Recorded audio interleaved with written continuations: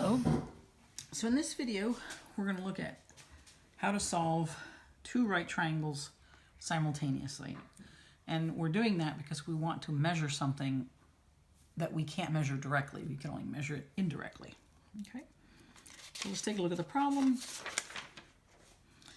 Someone standing on a small building sights the angle of elevation from the top of the small building to the top of a nearby taller building to be 46 degrees. And then the angle of depression, understood at the same place that they're standing, to the bottom of the same tall building to be 19 degrees. If the taller building is 140 meters high, find the height of the shorter building and the distance between the two buildings. Okay, so I have not put a picture in here because I want you to practice drawing a picture. You do need to build that skill. So what I would say is go ahead and pause the video. This would be good practice for you to just draw the picture as best you can, and then we're going to go over it. Okay? All right, so what I would have here is some tall building, right? Taller building anyway. And then a smaller building. Now what they tell me is from the same spot on the smaller building, the angle of elevation is bigger than the angle of depression, like more than twice. So what I want is kind of a small building, a short building, so that the angle of depression is small. But honestly, even if you don't do that, that's not a problem as long as you label everything correctly. So let's say I do something like this. Right. So the angle of, oh, by the way, angle of elevation and angle of depression are always, always, always from a horizontal line. So you could say, oh, here's my horizontal line, which, by the way, will end up being the what? Distance between the two buildings. So here we go. This angle of elevation is 40. Guys, hey, my animals are just, I don't know what's going on outside. 46 degrees, guys. And then, Jaya, stop. So angle of elevation is 46 degrees.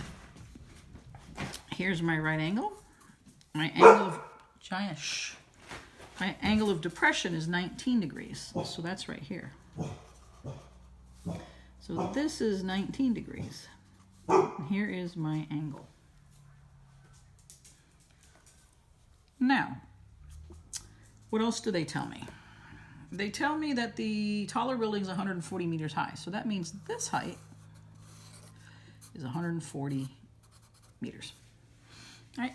Now, one thing that might bother you, I don't know, this is understood to be from a dot.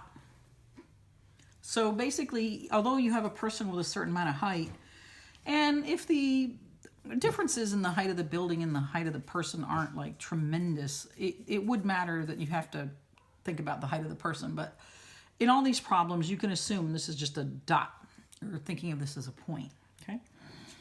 All right, so let's go ahead and set up our two triangles. So what I do, this is me, and you don't have to do this, but I do suggest it. I actually separate the angles, and I say, okay, this here is, I'm going to say this is D, the distance between the two buildings. And if I were to continue this, right, this is here, H, the height of the shorter building that I have to find, which means that this here is 140 minus H. Oops, sorry. Now, why did I have to find that? I had to find that because that's the height, that's the leg of this top triangle. So I had to go ahead and do that, okay? Just checking to make sure the picture, okay, you can see that. All right, so now I am ready to go ahead and do my two triangles. I have this one triangle that's up here. So this is 46 degrees. This is D. This is 140 minus H. Then the second triangle is something like this, right? This is H. This is 19 degrees, and this is also D, okay? Or D is the same for both triangles. It's the same distance between the two buildings. So now that we've drawn our triangles, I like to label. Again, a lot of this that I'm doing, you'll be doing in your head quickly eventually. So relative to this angle, this is the opposite. Relative to this angle, this is the adjacent side. Again, relative to this angle 19 degrees, this is the opposite. For the D is the adjacent. Right? So when you have opposite and adjacent, which trig ratio would you want to use? So hopefully you're using tangent. And let me just mention again, a lot of these do use tangent, but don't assume it. Just label what you have, label what you want, and think about your trig ratios. So here I have tangent of 46 degrees is opposite 140 minus h over d. And here I have tangent of 19 degrees is opposite h over adjacent d. Okay? So now I've got my two equations. So I have two unknowns, h and d, and I have two equations. So I should be able to solve this simultaneously.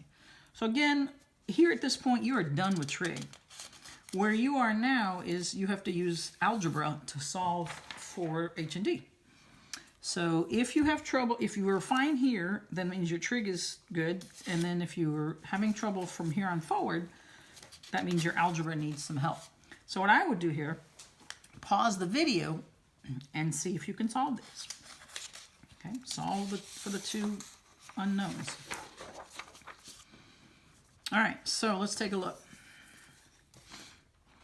So over here, actually, let me go ahead and continue a little bit in here. I'll do a little bit of work. So I have here, I'm going to multiply both sides by d so I can solve for h. I'm going to have h equals d tangent 19 degrees.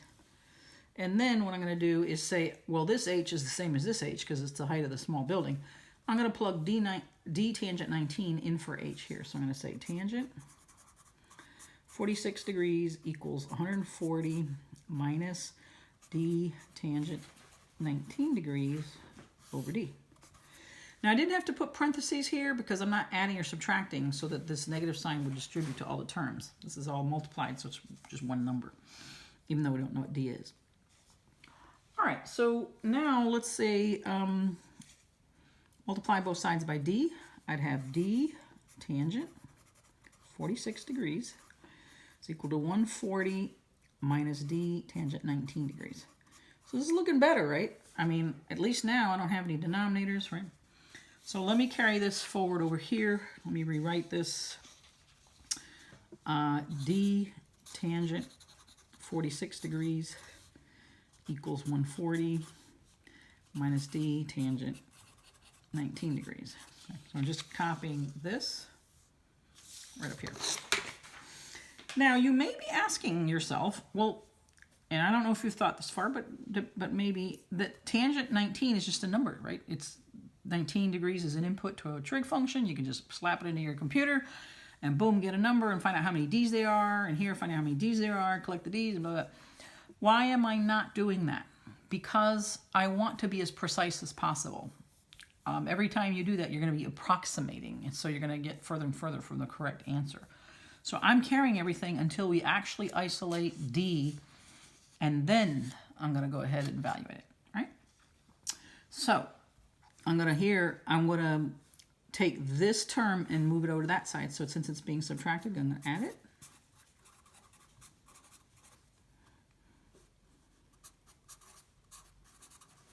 And again, why did I do that? I mean, I could have moved the 140 over there and then the d tangent 46 over here, but that would have been two steps. So why do that, right? So we're there. Now we have d tangent 46 degrees. Almost looks like an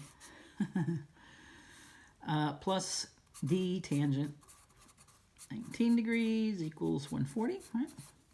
So now what we have is a number on one side of the equation and variables on the other, the variable on the other side of the equation. But we have it in two places. So how do I get into one place? What do I need to do? Think about it. What do I need to do? I factor d. That is the absolute most important thing here that sometimes students forget. So I'm going to factor d.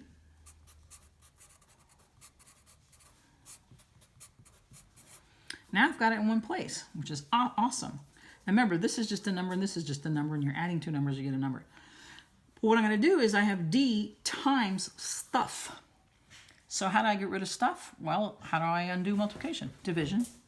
So now most of you would just write a division line and just write down. I'm going to write the whole thing again, not for me, for you, for clarity. All right, so I'm going to show you that I'm dividing both sides by tangent 46 degrees plus tangent 19 degrees.